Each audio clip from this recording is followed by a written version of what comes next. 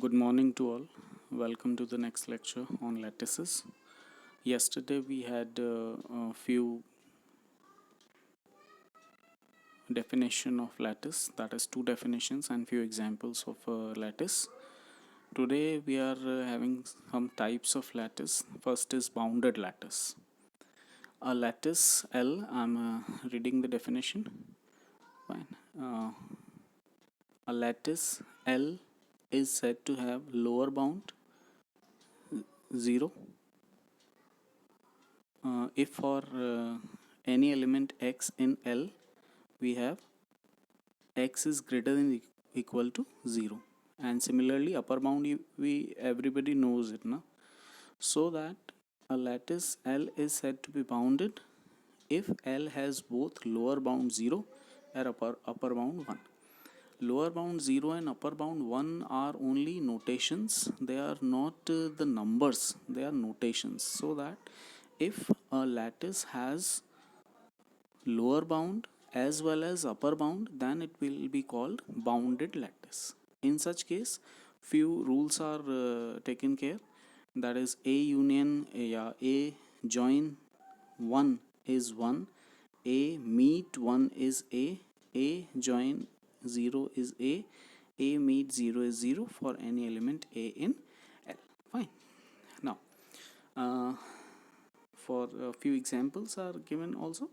We are saying that non-negative integers, example is taken of non-negative integers with the usual order, so that we know that it has lower bound, that is 0, but no upper bound, since it is ascending series, so that no upper bound is there. So on the other hand, pu, that is power set of u with inclusion sign, that is subset वाला sign, वो उसका lower bound भी होता है, that is 5, और upper bound भी होता है, दैट इज u, इसलिए वो क्या कहलाएगा, बाउंडेड लैटिस का एग्जाम्पल है. आप देख सकते हैं ये वाली जो हमने चीज़ कल हम पढ़ रहे थे, इस तरह की जो ये वाला जो एग्जाम्पल था, this example is bounded lattice. Fine. Now again, one more example is given कि if L is a1 a2 up to n, a finite lattice, important thing is a finite lattice, then join वाली जो चीज़ है वो तो बना लेगी upper bound, और meet वाली जो चीज़ है वो बना लेगी लोअर बाउंड. सो दैट हमारे पास क्या रूल बन गया कि every finite lattice is bounded. So finite के केस में बाउंडेड आएगा, अदरवाइज नहीं आएगा. ठीक है, अदरवाइज ज़रूरी नहीं है, means. Fine. Now next is distributive lattice. So a lattice is distributive if it is following the distributive laws. We know distributive law. So if it is following distributive laws with respect to union, means join and meet both, then it will be called distributive. Otherwise it is called non distributive. एक example इसके आगे लिया गया है, देख लीजिए आप, ये एक एग्जाम्पल लिया गया है, ये नॉन डिस्ट्रीब्यूटिव लैटिस का एग्जाम्पल है, इसका नीचे रीज़न भी लिखा गया है, आप इसका एग्जाम्पल ध्यान रखें. ठीक है. Now next definition is for complements, और we can say complemented lattice. So first of all हम क्या कहेंगे कि L कोई बाउंडेड लैटिस है, लोअर बाउंड 0 है, अपर बाउंड 1 है, तो कोई एलिमेंट, और A कोई एलिमेंट है L का, देन कोई एलिमेंट X क्या कहलाएगा, कॉम्प्लीमेंट कहलाएगा किसका, A का. अगर ये कंडीशन देखिएगा ज़रा, A join X is equal to 1 and A meet X is equals to 0, अगर ये कंडीशन आ जाती है तो X क्या कहलाता है, A का कॉम्प्लीमेंट कहलाएगा. अब इसमें ये है कि कॉम्प्लीमेंट ज़रूरी नहीं है कि एग्जिस्ट करे, और यूनिक होना भी ज़रूरी नहीं है. ठीक है. आप देख सकते हैं कि इसके बाद इसके ऊपर जो हमने एग्जाम्पल दिया ये वाला, इस एग्जाम्पल में ए और सी दोनों ही किसके, बी के कॉम्प्लीमेंट हैं, क्योंकि ए और बी का नीचे क्या है 0, ऊपर 1 है, और इसी तरह बी और सी के नीचे भी 0 है और ऊपर 1 है, तो यानी कि दो कॉम्प्लीमेंट हो रहे हैं किसके, बी के. सो दैट ये यूनिक नहीं है ना. इसके बाद कुछ और बात भी बोली गई कि L अगर कोई बाउंडेड लैटिस है, कैसी, distributive, then complement are unique if they exist. किस केस में यूनिक होंगे? जबकि ये बाउंडेड डिस्ट्रीब्यूटिव लैटिस होगा तब। इसका प्रूफ देखिए छोटा सा है, दिया गया है यहाँ पे, आप इसको कर सकते हैं। मैं इसकी आपको PDF सेंड करूँगा, आप इसमें देख सकते हैं, ठीक है। इसके बाद कॉम्प्लीमेंटेड लैटिस। कॉम्प्लीमेंटेड लैटिस कब कहलाएगी? जबकि हर एलिमेंट का कॉम्प्लीमेंट अगर एग्जिस्ट करता है तो लैटिस क्या कहलाएगी? कॉम्प्लीमेंटेड लैटिस कहलाएगी। और यहाँ पर एक कॉम्प्लीमेंटेड लैटिस बताई गई है, आप देख सकते हैं सभी के कोई ना कोई कॉम्प्लीमेंट एग्जिस्ट कर रहे हैं, लेकिन वो यूनिक नहीं है, ये ज़रूरी बात है, ठीक है। चलिए, लेकिन एक बात आप देख सकते हैं कि जो PU है वो कॉम्प्लीमेंटेड है और उसका हर एक कॉम्प्लीमेंट एग्जिस्ट करता है, मीन्स यूनिक है। और वो कैसे दिया जाता है? AC मीन्स कॉम्प्लीमेंट कैसे दिया जाएगा? U-A। इसका जो मीनिंग है वो U-A है, ठीक है ना। ये जो U/A लिखते हैं ना, इसका मतलब होता है U-A। तो कॉम्प्लीमेंट अपन निकाल सकते हैं, यूनिक हो। यहाँ पर यूनिक नहीं है, ठीक है ना।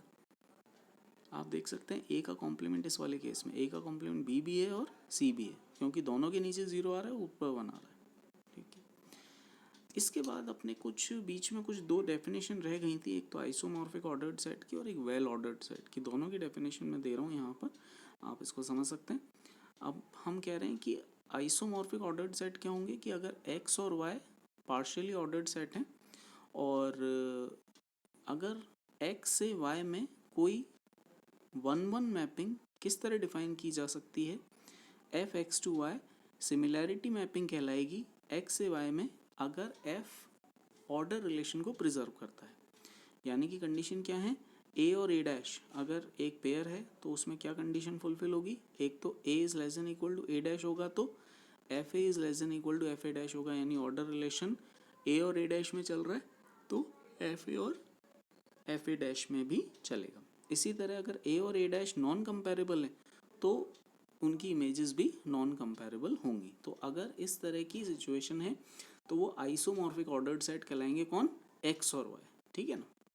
उस केस में X के एलिमेंट होंगे A और A डैश और Y के एलिमेंट होंगे FA और FA डैश, ठीक है ना। चलिए, अब ये सारी बातें हो गई और सिमिलैरिटी या आइसोमॉर्फिक मैपिंग को इस तरह डिफाइन किया जाता है, ठीक है। नेक्स्ट आ जाए, इसने एक एग्जांपल लिख के भेजा है कि X अगर ये सेट है ऑर्डर्ड बाय डिविजिबिलिटी है और दूसरा कोई सेट है ये आइसोमॉर्फिक है और जो F है वो किस तरह डिफाइन किया हुआ है? इस तरह। तो Y का हैश डायग्राम क्या होगा? X का तो अपन को पता है डिविजिबिलिटीज बन जाएगा, लेकिन Y के केवल एलिमेंट पता है अपन को, ऑर्डरनेस नहीं पता। तो यहाँ पर F दिया हुआ है तो देखिएगा 1 का E, 2 का D, 6 का B, 8 का C, 12 का A इमेजेस हैं। तो पहले आप किसका? पहले वाले सेट का हैश डायग्राम बना लेंगे और फिर जो इमेजेस हैं, देखिए 1 की इमेज E है, 2 की इमेज D है ना। इस तरह से आप हर एक की इमेज लिख के नया हैश डायग्राम बना सकते हैं। तो ये हैश डायग्राम किसका कहलाएगा? ये कहलाएगा Y का, मीन्स दूसरे वाले सेट का, ठीक है। तो ये एक एग्जांपल है किसका? आइसोमॉर्फिक का। इसी तरह वेल ऑर्डर्ड सेट की डेफिनेशन दी गई है कि अगर कोई सेट ऐसा है, ऑर्डर्ड सेट ऐसा है जिसका कोई सबसेट अगर अपन लें तो उसका फर्स्ट एलिमेंट एग्जिस्ट करता है। तो क्लासिकल डेफिनेशन क्या कहती है? नेचुरल नंबर जो होते हैं ना n, उसमें अपन जानते हैं अगर ऑर्डरनेस डिफाइन करें तो n क्या होता है? 1 2 3। तो पहला एलिमेंट आता है ना उसका 1, तो इसलिए अगर वो फर्स्ट एलिमेंट एग्जिस्ट करता है तो उसे क्या कहते हैं? वेल ऑर्डर्ड सेट कहते हैं। कुछ खास बातें वेल ऑर्डर्ड सेट के बारे में लिखी गई हैं। Well ordered set is linearly ordered set for AB belongs to S, then AB has first element, hence A and B are comparable. Every subset of well ordered set is well ordered. X is well ordered and Y is isomorphic, then Y is also well ordered. All finitely linear set with the same number n of element are well ordered and are all isomorphic to each other. In fact, they are all isomorphic to this. सो ये हमारे लिए क्या है? कुछ fact हैं और well ordered की definition है ये, और कुछ एग्जांपल्स दिए गए हैं। सबसे पहले हमने कहा z जो कि इंटीजर्स हैं वो लीनियरली ऑर्डर्ड तो है, लेकिन उसका कोई भी, क्योंकि हम कह रहे हैं हर एलिमेंट का लीनियरली ऑर्डर्ड कब कहलाएगा? जब हर एलिमेंट का इमीडिएट सक्सेसर और प्रेडिसर एग्जिस्ट करता है। लेकिन हम ये कह सकते हैं कि z वेल ऑर्डर्ड नहीं है क्योंकि उसका फर्स्ट एलिमेंट तो है ही नहीं, माइनस इन्फिनिटी से आते हैं उसमें तो इंटीजर्स, तो फर्स्ट एलिमेंट नहीं है। इसी तरह रैशनल नंबर का भी लीनियरली ऑर्डर्ड तो है, क्योंकि आप देखिए हर एलिमेंट का इमीडिएट प्रेडिसर और सक्सेसर मिल जाता है, लेकिन फर्स्ट एलिमेंट नहीं मिलता, इसलिए ये वेल ऑर्डर्ड नहीं है। ठीक है ना, फाइन।